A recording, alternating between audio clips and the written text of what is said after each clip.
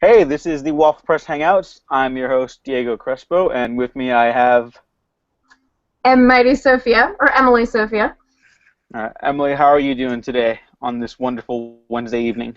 I am doing marvelous in a lot of ways. I'm certainly feeling excited about what we're going to talk about. Marvelous is the perfect word to use for this because I try not to talk about Marvel stuff too much, but they're in the news all the time, and I guess I could just not talk about it, but who am I kidding? I'm going to talk about it anyways. And so we got two big topics today. One is the Age of Ultron trailer that just dropped this morning, and two is Agents of S.H.I.E.L.D. and the midseason premiere and our feelings on the show as a whole. So let's talk about that Age of Ultron trailer. Are you a big comic book fan? Like, do you go back and read any of the old No, paperbacks or anything? I in the past year or so, I've started collecting a lot of comics, mostly X-Men comics though. That's kind of my corner of the Marvel universe, I guess. But I am familiar with some of the stuff from the major like Avengers comics and stuff. I'm not as familiar with the Age of Ultron comics. I actually did just recently find I found like almost the full set of the Infinity Wars comics at this little like donut shop. They sell comics, and they had 5 out of the 6 issues of the Infinity Wars thing. So that was exciting. Oh, that sounds cool. Well, you're in luck because the Age of Ultron comic that the title is taken from, it's just the title because the actual comic is pretty terrible. Oh, It gets really bad. Like at first, it's just generic. Marvel does these things in their comics where they have events like every 6 months that'll change everything. When everything changes all the time, you can't get attached to anything from when the big changes occur. yeah. Um, but this one's specifically like really bad. Like it's Mhm. unreadable by the end of it for me. I loathe it with a fiery passion, That's like so without. funny. Uh, It kind but really quick, touching on the X-Men comics, I recommend All New X-Men by Brian Michael Bendis, of. who Mhm. happened to write the Age of Ultron comic. So that's Oh. he's hit and miss, but when he hits, he's good. Yeah. Read that stuff; it's awesome. But It's. I'm a big nerd, I guess, or comic book wise. I've only recently gotten into Ultron lore, like trying to understand like what makes this robot so different from everything else, and he's he's like the Marvel villain for me right now. Like I like him more than Loki. Joker is my favorite comic villain of all time. That's never gonna change. Ultron is basically like the guy who breaks the Avengers. He Mhm. is the big deal. Like if Thanos, he's the big Marvel villain in general. Mhm. Ultron is the Joker to the Avengers Batman, I guess. Right. And yeah, this trailer, I guess, just dive right into it, is kick ass. Like it kicks all of the asses. Every Mhm. ass in this movie gets kicked, and Yeah. I don't know how I can get more excited about it. I mean, I pretty much love all the Marvel movies, even the not so good ones. I admire them for Mhm. their entertainment. Like they're just fun to watch, like casually or something. Or some of them are genuinely just great movies. Yeah. This one, I well, I won't take up the whole time with it. What did you think of the trailer? I loved it personally. I mean, they were like always firing on all cylinders, and it was incredibly satisfying and exciting on a lot of levels. I mean, the first couple of trailers that dropped definitely felt, it's not that this one didn't feel as dark, but they had more of the humor that was intertwined in it, and the humor and the action elements, like with Black Widow picking up Captain America's shield, and like, am I always cleaning up after you boys, and like, little one-liners, little zingers, and Yeah. and just the stuff that we fell in love with the first Avengers film, getting to see more of the full personality of this film. I mean, it's going to hit hard, and I have this incredible sense of foreboding about where things are going to go in this movie. I mean, my brother and I have actually talked about how with a lot of trilogy arcs, the second movie is always kind of the darkest, darkest before the dawn, and so um, I definitely am anticipating that it's gonna feel tough compared to the first one. I think it's going to be incredible and mesmerizing, which the trailer itself was, but yeah, because I will never forget seeing that first trailer with I've Got No Strings on Me. Like, I had to watch that about 5 times before I could comprehend what just happened to my childhood. um, yeah, I could do like a scene by scene breakdown of everything that we saw. Like I've done with some TV shows even, but I will just say that I loved it.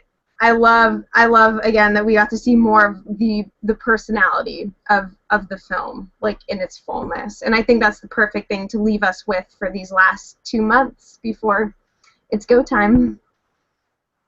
Yeah, I super agree. Like, I'm a huge fan of Empire Strikes Back, The Dark Knight, Godfather Part 2, which apparently are all in some ways inspirations when writer-director Joss Whedon was penning the script for Age of Ultron.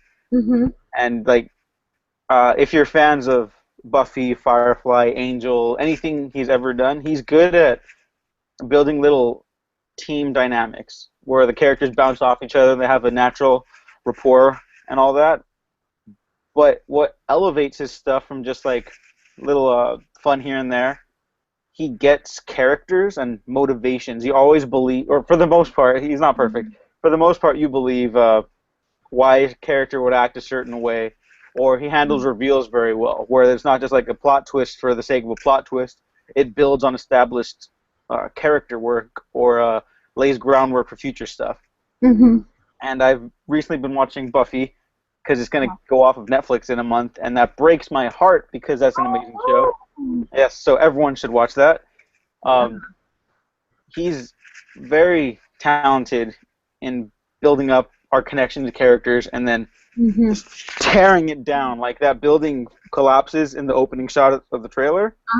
That's what he does to like my emotions. Yep. To these characters. Mhm.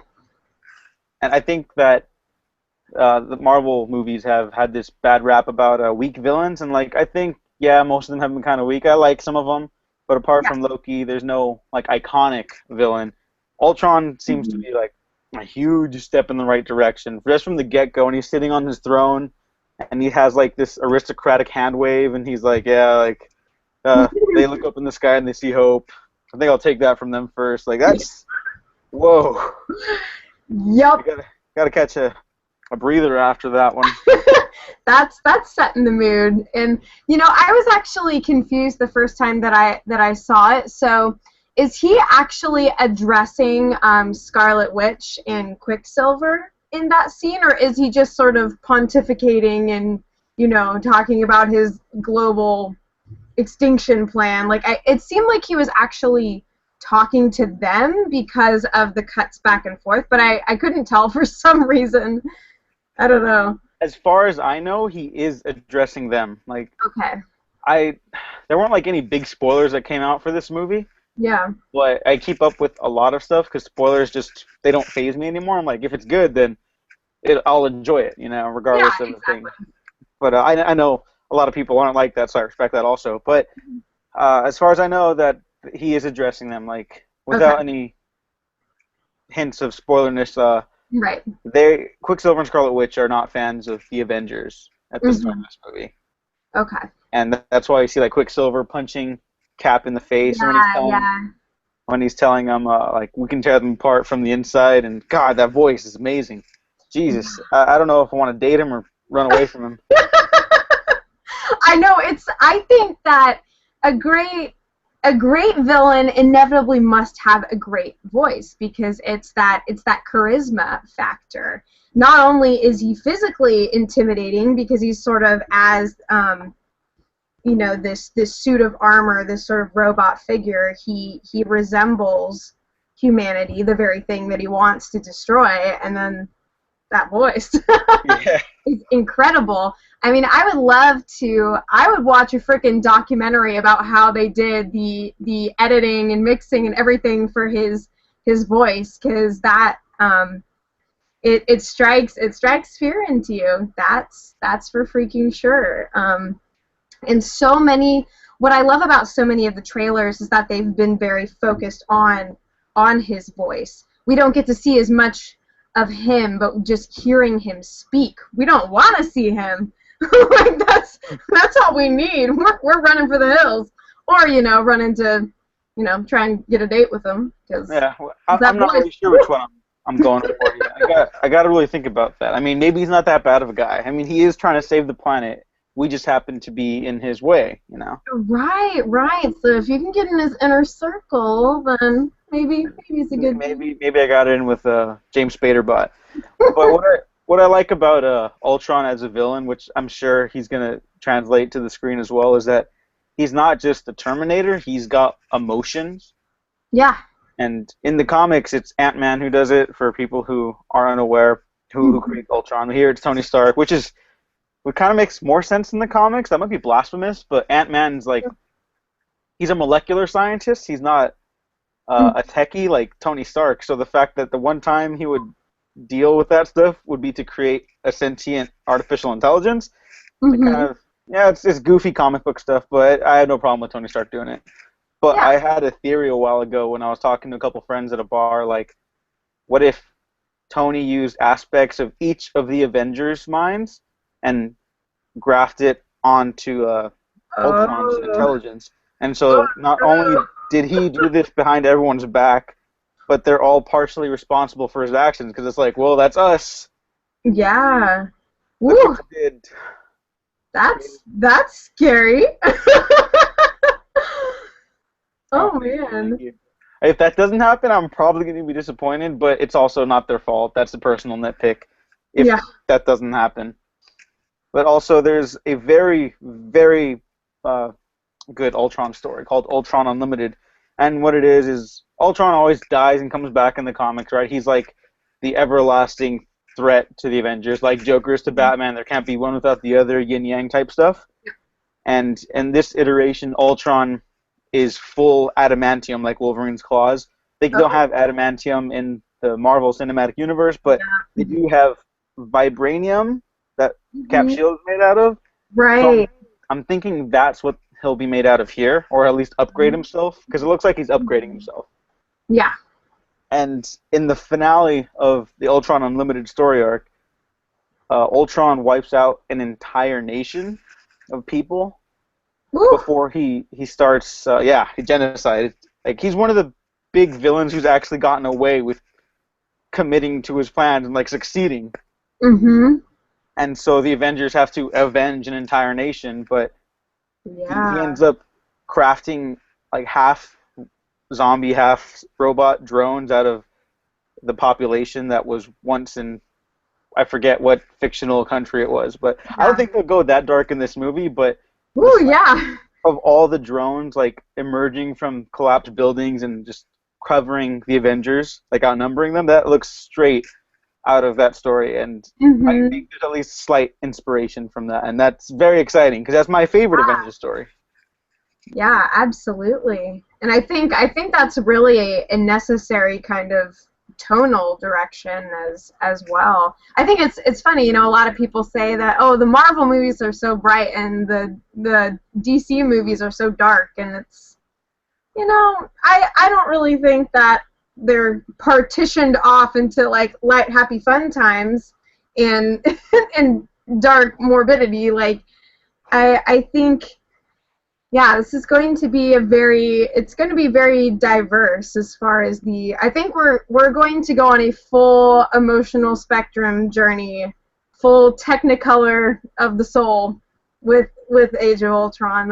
That's what I feel. I agree.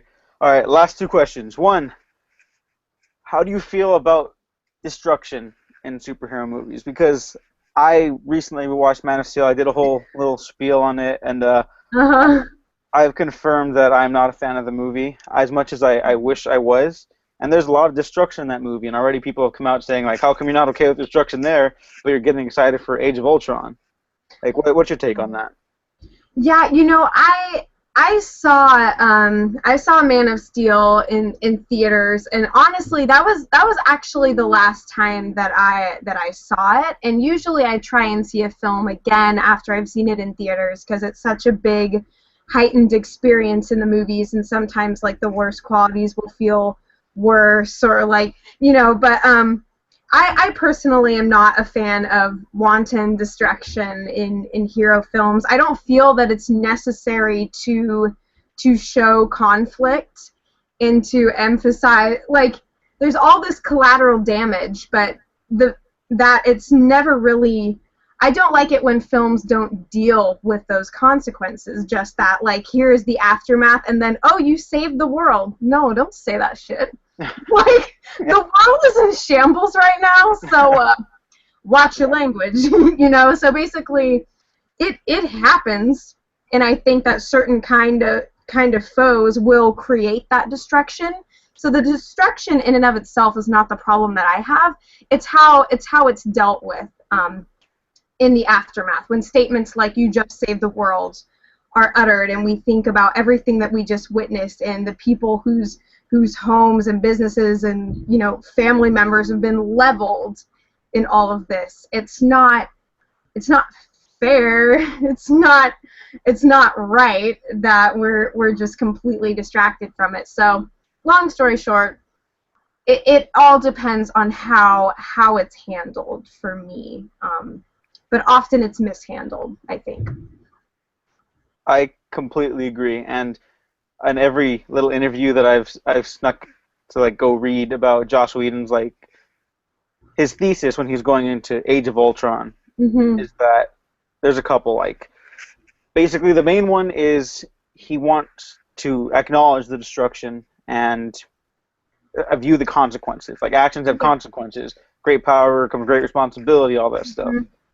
And there's clearly a lot of that here. I'm in agreement with you. Total 100% agreement. Like, there's a shot I think a lot of people have missed in this trailer where Cap's on that bridge that looks like it's floating up in the sky. I'm sure it's not. I'm sure it's like the country's falling apart or something like that, which is also why I think it's interpreted from Ultron Unlimited. But he tries to grab a car, and the bumper rips off. I think there's someone in that car, and nobody else has been talking about it.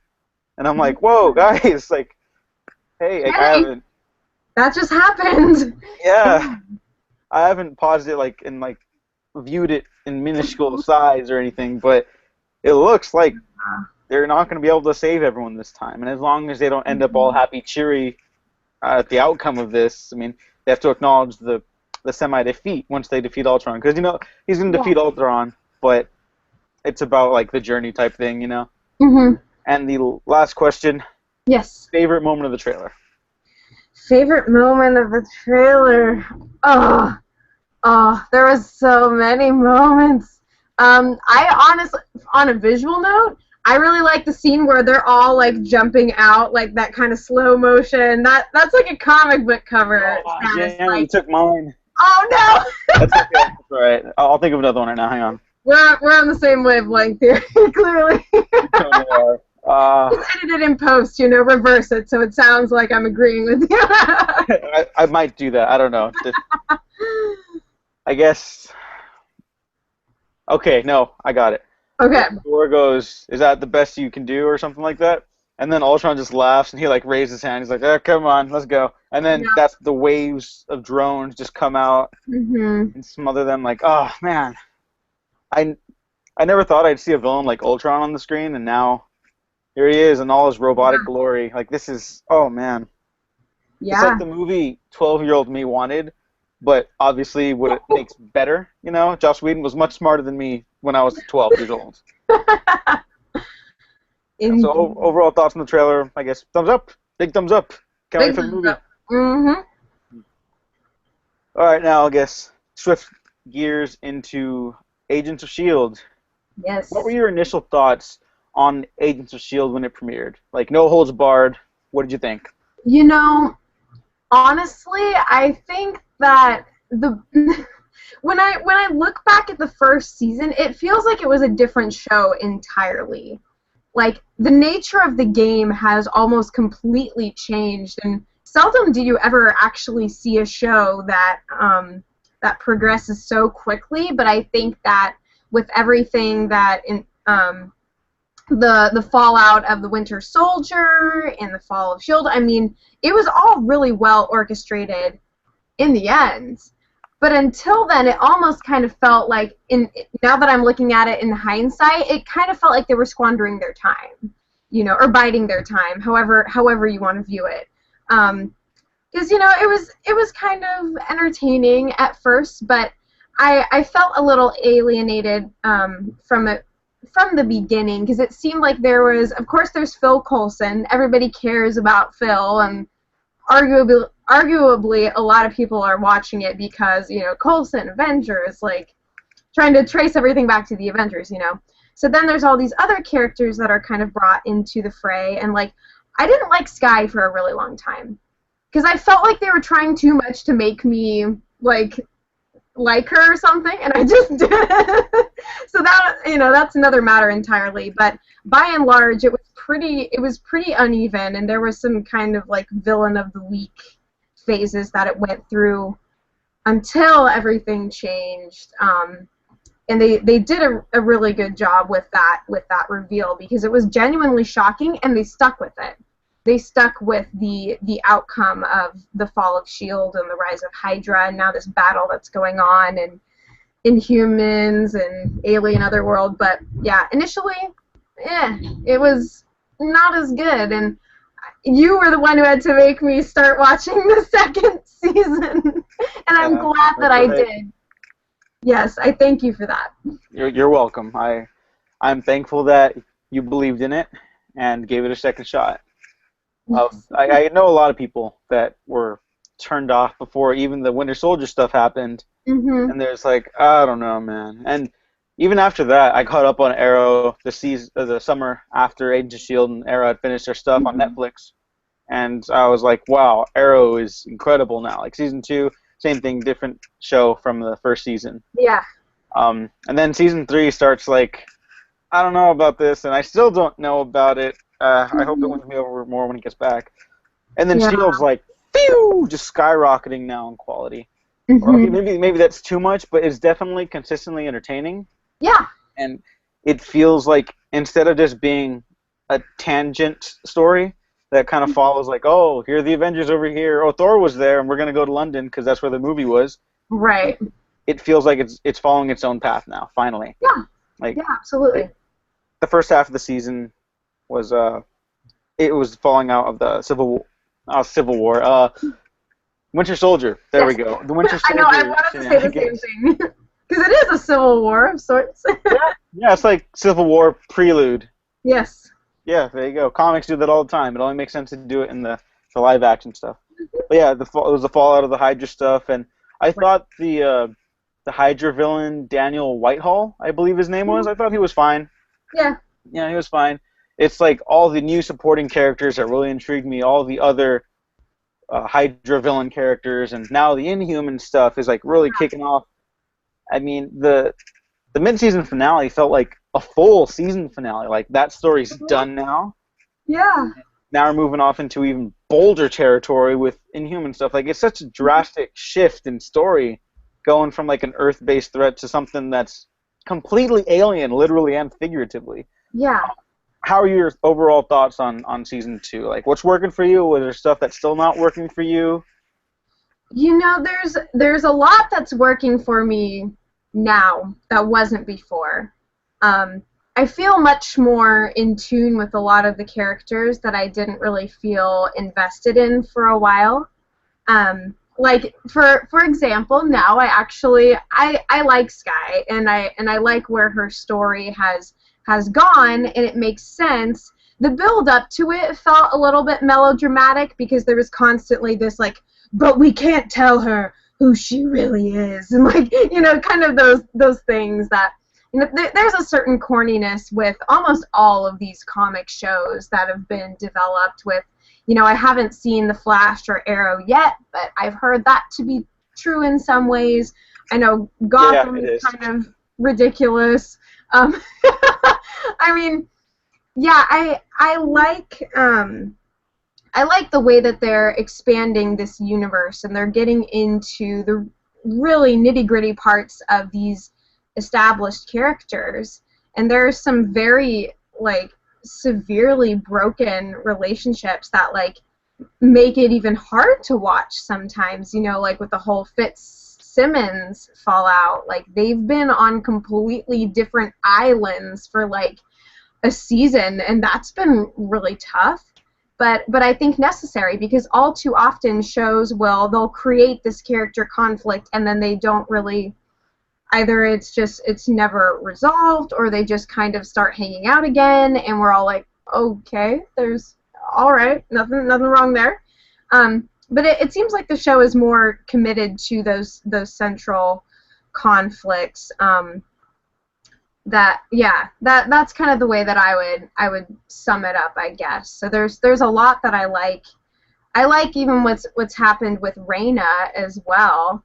Again, felt like kind of a melodramatic build up with her, but then the payoff is like, it's really painful to see, you know, how she thinks she's going to be this goddess, and then she's like, you know, contemplating. I don't know if when she was walking out into the road, like, she was hoping that she would get hit by a car, but it kind of seemed like it, you know?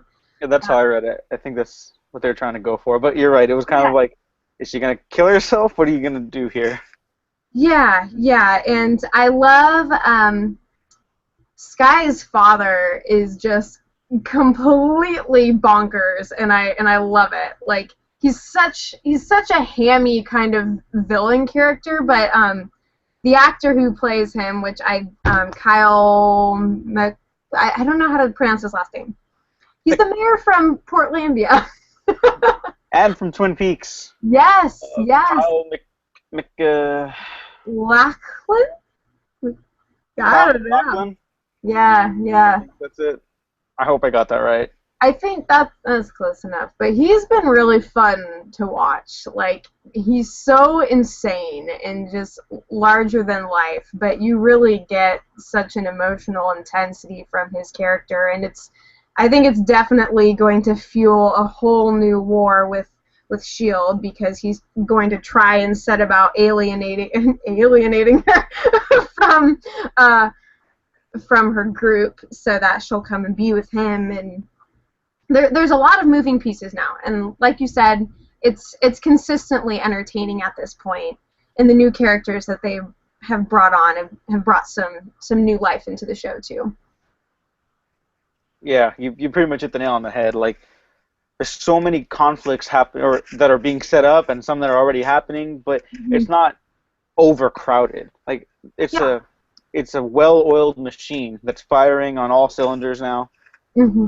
I kind of appreciate that there are now two superheroes on this show. Well, one, like, unsure of herself, but they both happen to be female. I think most shows wouldn't start off that way. Yeah. Because, like, the obligatory setup is white male is the hero. Mm-hmm. And so it's not a huge change. I'm like, hey, that's kind of cool. Yeah. Fitzsimmons, they were my favorite characters in the first season. Fitz is still probably my favorite. He's just so likable and caring. Mm-hmm. It really, really broke my heart when they just stopped being together because of everything that happened. Like, it was really sad. I was like, God, I like those characters a lot, don't I? Mm-hmm. Sky, I've liked the actress. I think she's very cutesy and likable. Yeah. A little too hard. She tried a little too hard in the beginning, I think. And Sky was not that good of a character. Like, it was very wobbly writing all around, I think. But because, like, I remember in the first episode, she just got, like, wrangled right into it, and I was like, who is this chick? Like, get out. What are you doing? Yeah, exactly. Like, they tried to set it up too early on, it seems. Instead of letting it organically build, she was just sort of thrown into it, and then we were sort of forced to identify with this random chick who didn't even really want to be there. So it was just very, very weird at the beginning, but a lot better now. She feels very established. Yeah, and there was this element of like, oh, she's important, But why is she important? Oh, she's just, you got to trust us in this one. Exactly. That's Uh-huh. exactly how it felt, and that pissed me off. It's like, don't just tell me she's important. Let me figure it out. Yeah. Show and tell. It's like, that's why everyone had to go through that in grade school. So Yep. you learn how to show and tell, so you can back, those claims can back each other up. Mhm. Mhm. I'm very interested in seeing how her powers are further explored on a TV budget. Because The Flash, whoa boy, they get away with a lot with the TV budget for a show. Like they're just spinning around, hopping around, flipping over trains, and for all this crazy shenanigans that, again, I never thought I'd see on a television show. And Yeah. now you're getting like teleporting dudes in Shield with no eyes, and then they build like little force fields around themselves, and Raina's all thorny, and it feels like a comic book, but also not adhering to anything prior. Like it's paving its own path again, and Yeah. I'm a big fan of the two new characters, Bobby and Mac. I almost forgot their names for a second Yeah. because I feel like, again, it's another cog in the machine, but Mhm. they're well-rounded, and there's not. I hope they don't make them like Hydra agents or anything like that. I feel like that would be unearned. Yeah. To me, it seems like they're going in a route where Shield's going to split up even further, like Mhm. into their own little factions and groups. Not so much enemies, but not friends. You know, like Mhm. they'll help each other in a business sense, like, oh, we got to save the world to do that. But Yeah. obviously, people have problems with Coulson's leadership skills because Right. of the alien blood and all that nonsense. Yeah. So let me ask you this: where do you think the show is heading here, and do you see them crossing over into the movies anytime soon? Hmm. I feel like they would be loath not to. Like I feel like um there could be some way that they cross over with what's to come. But yeah, I honestly I have no idea because at the beginning of this season I still had no idea what was gonna happen. Like they completely, the trap door opened and then everything was just kind of in free fall for a while. Um, but what was interesting about this episode is all of the quite literally violently different opinions about what to do with this alien threat and the whole, like, we fled the city and what Simmons wants to, like, destroy the disease and, like, it was really weird and scary to have to see, here's Sky locked in quarantine and everybody's just running all around her. I could definitely see that, like, in this really vulnerable stage, like she may end up going back to be with her father. There was, yeah, just a lot of rage in this episode that I'm trying to figure out, what kind of plots could that lead to in the future, what kinds of directions. But I certainly don't think that it's any isolated incident that everyone is kind of freaking out about Coulson, and emotions are so high that I think we're really going to see the group tested to fire, and like you said, perhaps some kind of splitting off. And this isn't the first time that something like shady in the background has happened, like involving Fury. Like there's always something with that guy. He's going behind everybody.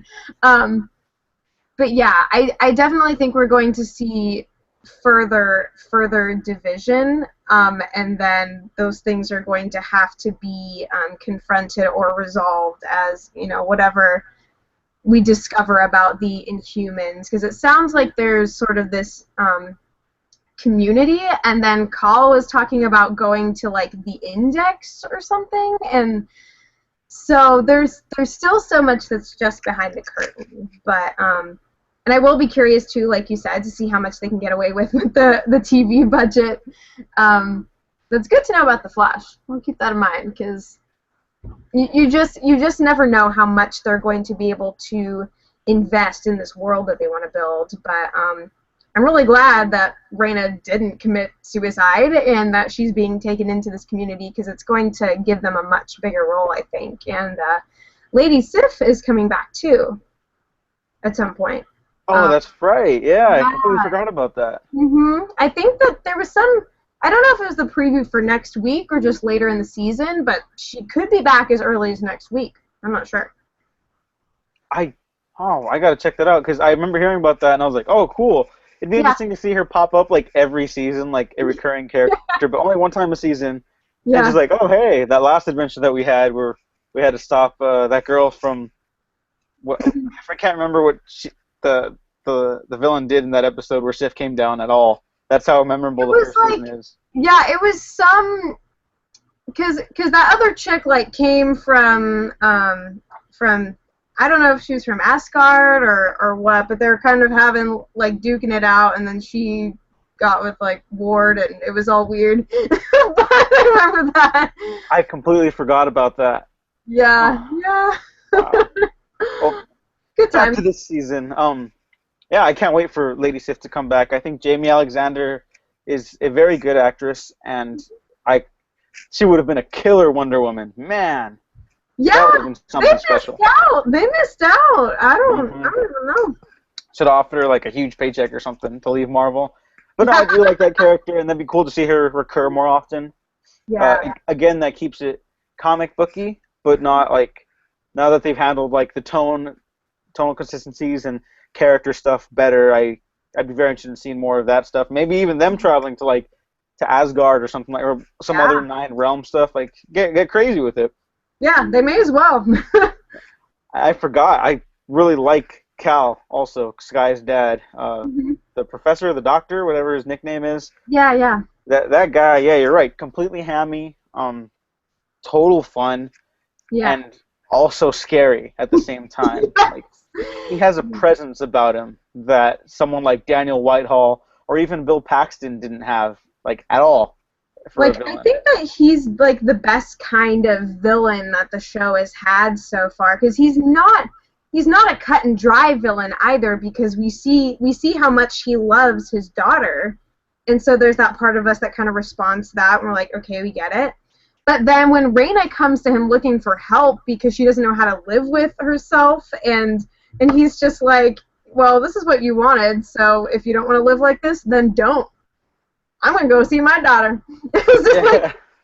you are a madman. You are off your biscuit. Like, but Off your biscuit? I haven't heard that one I don't know. before. I'm coming up with that on the fly, but I like that. That's cool. it was just so telling about just how crazy this guy is, but crazy for the right reasons. Like, the things we do for love, but it's kind of not at the same time. It's this ridiculous obsession. But yeah, so to see the way that he treated Reina like that was just like, wow, you are kind of a monster. It's true.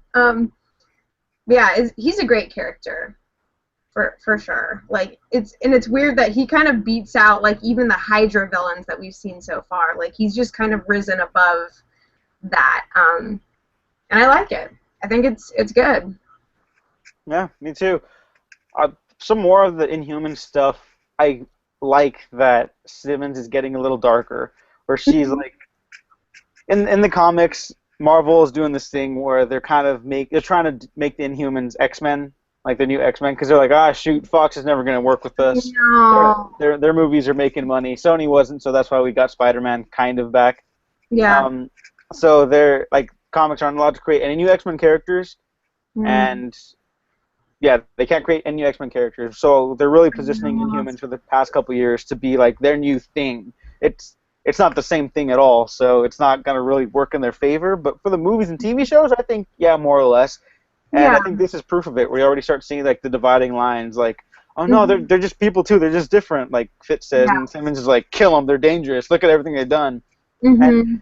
from her experience and standpoint, we know she's wrong, but I could see why she wouldn't think she's wrong. Like, Yeah. 'cause she's such a good-natured, good-hearted person, and they all just lost a friend, Trip, who I was a big fan of, Yeah.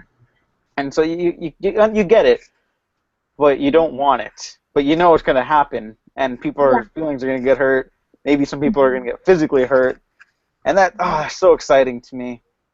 Like some of the best Joss Whedon related stuff. Like I know this isn't Joss Whedon; he's busy with working on that little indie movie, Age of Ultron. But this is it's his company, Mutant Enemy, I think it's called, and Yeah. brother and his wife and all that, and they've all worked on previous shows of his, and they're, again, this is a good team dynamics that they've established, and now I got to just bring it crumbling down, just break Yeah. our hearts. More people got to die. Mhm.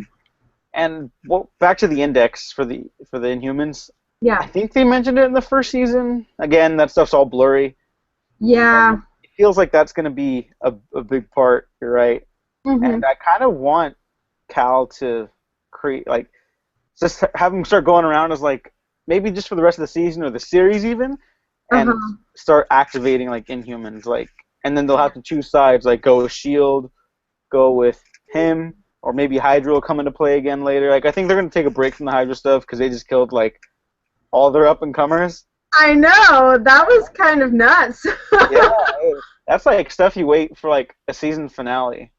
Yeah, and we're getting that right at the beginning. Like, it was surreal just watching them all, pretty much turn to ash right there. Like, I was like, oh, that's what you're doing. I get it, Coulson. I get it. It's just cut off all the heads. Exactly. It's so funny because I guess this is a slight spoiler for a show that's over a decade old now. The Angel series finale pretty much revolves around that type of Godfather assassination-esque sequence where they're like, we can't take on all these villains at the same time, so we'll take them on individually. And there, it's like pretty much a build-up from an entire season, so it's way more effective. And that's just my favorite series finale in general, like of anything. But here it's pretty good. I kind of wish they had spaced that out a little more so you get the meat of the story and the conflict. I like that they're keeping Bakshi around. I wasn't aware that he was alive. I thought he died when he bit the cyanide thing. Yeah, you're right. I totally forgot about that. That's weird to me. I got to think more on that one. But he's a cool villain to have around because he's kind of weasels his way in and out of stuff, but he's also like intelligent. He can go like head to head intellectually with people. Yeah. What I'm slightly worried about is that, like all primetime television shows, there's like 20, 22 episodes, 23 episodes. There's probably going to be a stinker or two in there. That's just what happens with a lot of these shows. Yep. I know you can't really avoid it. It's very rare for a show to be able to, but the pacing's so good, and I feel like they have such a handle on what they're doing now. I don't want any stinkers. I can handle a couple. Yeah. But I think I'm just suffering Arrow Season 3 post-traumatic stress, because that show's all over the place right now, and now I'm like, no, what if it bleeds into my other favorite shows? What's going to happen then? It's an infection. We have to kill it. Exactly. Like, see, that's what Simmons gets. We got to stop it before it spreads. Yes. Because it's a threat to everyone. Yeah, I don't know whose idea it was to, like, make all of these shows 22, 24 episodes long, like, for a season. It's almost like the whole mid-season finale thing is getting a little bit ludicrous at this point. Like, because so many of those half seasons are almost self-contained, but then of course, like you said, you get a few of those episodes that are like kind of just transition pieces, or they're just trying to keep things going until the next big reveal. I mean, Gotham suffered from that a lot, unfortunately. It got to the point where every other week I was like, wow, this is trash, and then, oh, this is fun, and then it was like, oh god, not again. And it's much better now. But why does this keep happening? Why does this keep happening to these shows that have so much potential, Like, it's sad. But it's something that all these sort of comic hero shows face at some point or another, And it's a labor of love at times, but if you can just nerd it out, you'll survive. Words to the wise. I'm gonna try to stay strong. Just a couple more thoughts on this, and then we'll start wrapping up. Boy, I really, really was concerned when what's his name? Ward.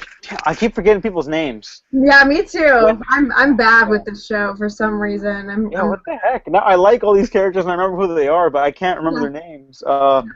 Ward, I forgot he was also alive. I thought he was dead too, and I was like, wait, for half the episode, I convinced myself that he was dead. Yeah. No, And I forgot too. I thought he died. that's such wasted potential because he Yeah. just when he turned evil or dark Ward, he became so much more fascinating. Like how his mind works and stuff. Like who's he playing? Like he obviously is obsessed with Sky, so he's gonna protect her, but he's also an obsessive psychopath. Right. But it's so much fun to watch him just like play everyone and do his own thing. But yeah, I completely forgot he died, so it's my fault. That's not the show's for not having him in the episode. Yeah. I really want them to go all out for a season finale, like full-on superpower stuff. So I don't mind if they reserve some of their budget for smaller episodes. This ties into my concern thing again. Like, Yeah. if I can go through a couple sneakers, but I have like some all-out Avengers style brawl with like superpowers just blasting people through buildings, like then I could be okay with that. You know, have a couple bottle episodes, people trapped in like a building or something or another temple. Maybe they're going to another universe or something goofy. What do you want to see for the rest of the season onwards? Because this show is pretty unpredictable right now. Yeah. Yeah, Is there anything you really want to see happen that not like needs to happen, but you'd be interested in seeing explored for characters? Yeah, that's a great question. I mean, I feel like this is something that could happen is maybe, you know, like have Sky meet some of the other Inhumans, like not just Reyna. Again, it's sort of contingent on how much they can afford and how they budget things out. It's like I hate having to think about that, but it's such a huge piece of the way that these things go. But yeah, I think that they're going to be taking her in some pretty unprecedented directions because everybody is super vulnerable right now. That it's sort of this, we're in this place of like anything goes. So like I honestly would love to see them go to some other world, like you were saying. I think that they've set it up to the point where they could do that and it wouldn't feel out of place.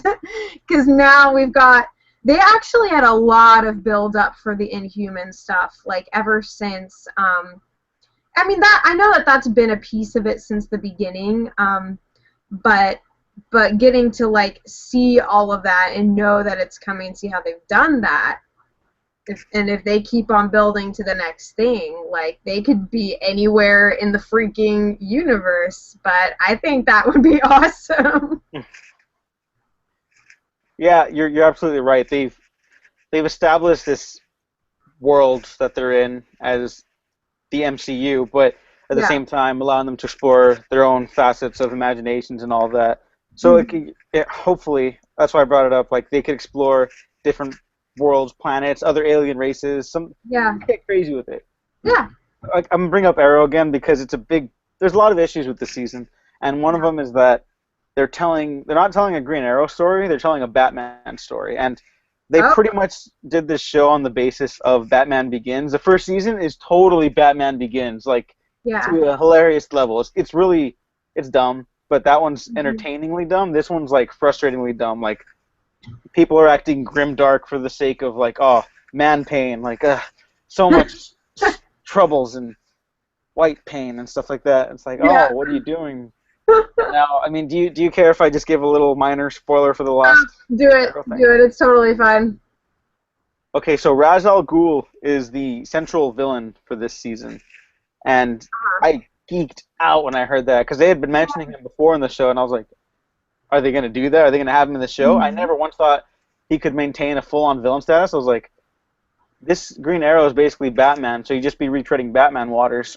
Yeah. And they totally are, because at the end of the last episode was him saying he captures Oliver Queen, Ra's al Ghul, and the League of Assassins captures Oliver Queen and one of his buddies, and he says, I don't want to fight you, I want you to become the new Ra's al Ghul. And it's like, what did that come from? Where did that come from ever, at any point in time in this show? Oh my gosh. Like, they got the best Batman, Ra's al Ghul stories, and then just like, oh, this would be good for the show. Maybe like 7 seasons down the line or something, because Arrow's going to go around for a while. It's a big hit on the CW.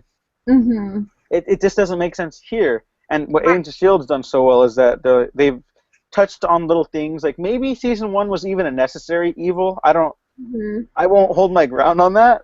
Because, Yeah. it's iffy. But maybe it was, like they touched on certain things here and there, and now they're willing to go all the way with them, that they're comfortable with them. Yeah. And they can just go anywhere. Mm-hmm. And I'm super excited. Yeah. I don't want any more breaks. That's a nitpick if they break, obviously, but I just want to go full throttle, post Avengers Age of Ultron. Let's get some fallout from that. Let's get hints of what's coming with Ant-Man or something. I don't know. Just that they can do whatever they want, and I feel like I'd be comfortable with it as long as it's based in character and the world that they've established. Yep. So, Absolutely. final thoughts. Again, big thumbs up for Marvel. They're just make mine Marvel. There's a reason why so many people like their stuff. It's just that they're good at it. It's not a Marvel versus DC thing. It's just they're putting out good content, and I think that's worth appreciating. Absolutely. I do have to say, though, I'm going to miss Agent Carter a lot. Oh, no. Yeah, I mean, I haven't heard that it's canceled, but I do miss it quite a bit.